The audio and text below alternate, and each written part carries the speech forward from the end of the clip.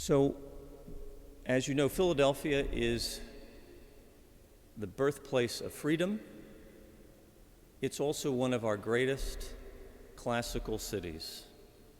And when I think of your fair city, these are some of the buildings I think of. I grew up here and really love the library, the art museum, of course, with that amazing stair, and the Athenaeum, and most importantly, John Wanamaker's.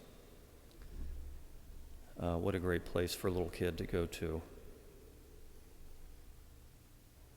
Now, Philadelphia, of course, is a great city of classical architecture. It's also fantastic for houses of worship, and one of them that I think of is the first Anglican church, Christ Church, where many of our founding fathers worshiped or visited, and just a magnificent building. It's so magnificent, and we don't even know who the architect was. And I must say, it has inspired my work recently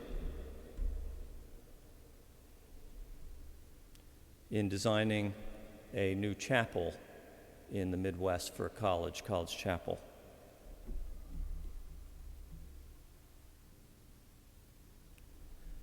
A couple of other buildings that I'm a big fan of. Do you know the Jesu, St. Joe Prep? This is the parish church, now the chapel for the Jesuit high school. It's designed by Durang, and near to my heart because this is where my grandfather and many of my uncles' relatives went to school. And I happen to be designing a much simpler version right now in Florida. And then the wonderful St. Francis de Sales, with one of the most beautiful and largest Guastavino tile vaults, 65 feet. Amazing building that's been preserved. And we happen to be designing a building right now using that same technology, not on the inside, but on the outside.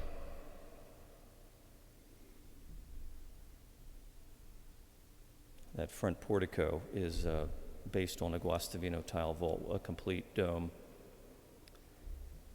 And of course, this amazing cathedral, which we all, you can use your own eyes to see how magnificent it is. Started by Napoleon Lebrun, of French extraction, with a facade by Notman.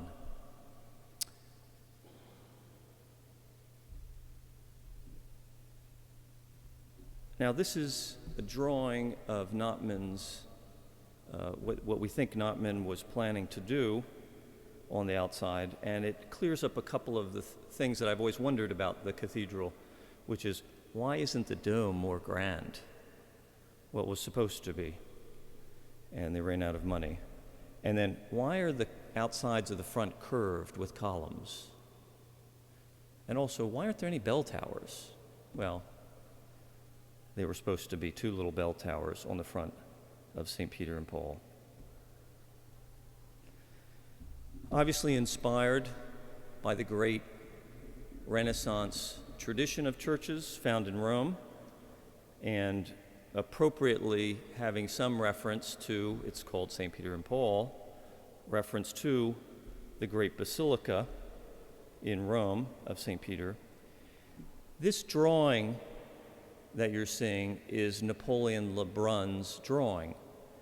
And it's interesting because he plans on it. See how the back of the wall behind the altar is flat, but you can just see hazy, you can just see an apse planned in there. You can also see that there's a baldacchino planned. So this is something that Napoleon Lebrun was thinking about.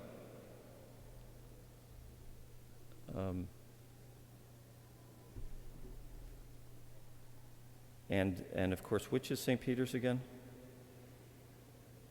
Which is the cathedral? You see the resemblance. This photograph from about 1917 tells a few stories. Look at it.